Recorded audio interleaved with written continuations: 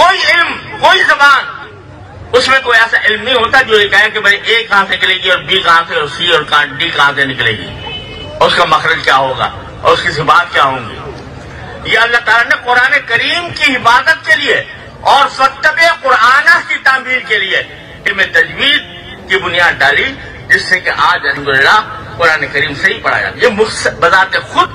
یہ نعمت ہے، بذات خود ایک نیکی۔ دوسرا یہ کہ اللہ تعالیٰ نے یہ فرمایا کہ اذا قرأناہ فاتبع قرآنہ، جس طرح جبریل امین پڑھ رہے ہیں اسی طرح آپ بھی پڑھیے۔ یعنی تلاوت کا بھی ایک خاص طریقہ ہے اس کا، وہ عام کتابوں کی طرح پڑھنا نہیں ہے، بلکہ قرآن کریم کی تلاوت کا وہی طریقہ جو حضرت جبریل امین علیہ السلام نے اختیار فرمایا، وہ ہر مسلمان کی ذمہ داری ہے، اور یہ اس امت کا امتیاز ہے، اتنا بڑا امتیاز ہے کہ دنیا کی کوئی قوم، کوئی ملت، کوئی مذہب اس کی نظیر پیش نہیں کر سکتا کہ قرآن کریم کی تلاوت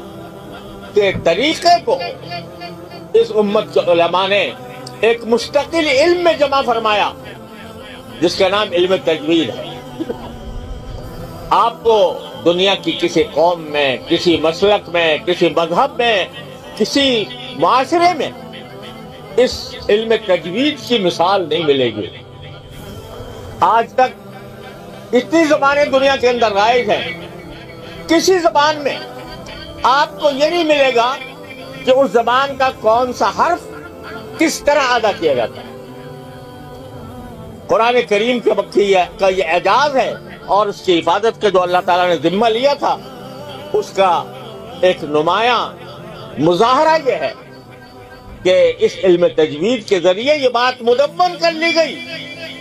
کہ با کہاں سے نکلے گی، اور سا کہاں سے نکلے گی، اور سین کہاں سے نکلے گا، اور صاد کہاں سے نکلے گا۔ دنیا کی کوئی زبان اس کی مثال پیش نہیں کر سکتی۔ آج انگریزی بڑی وسیع زبان سمجھی جاتی ہے، لیکن اس میں کہیں آپ کو یہ کہیں نہیں ملے گا کہ بھئی اے کہاں سے نکلے گا، اور بی کہاں سے نکلے گا، اور سی کہاں سے نکلے گا، اور ڈی کہاں سے نکلے گا۔ یہ صرف علماء امت کا امتیاز ہے کہ انہوں نے قرآن کریم کی حفاظت کے لیے، اس کے طریقہ تلاوت کی حفاظت کے لیے یہ عظیم الشان اور فقیر المثال علم ایجاد فرمائے۔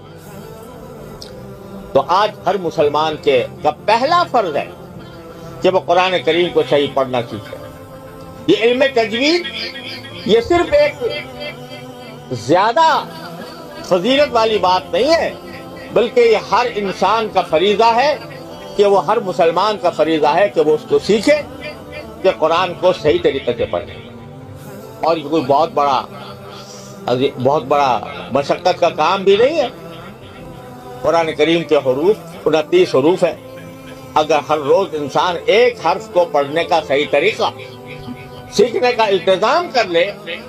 تو 1 مہینے کے اندر اس کو قرآن کریم کو صحیح پڑھنے کا طریقہ آ جائے۔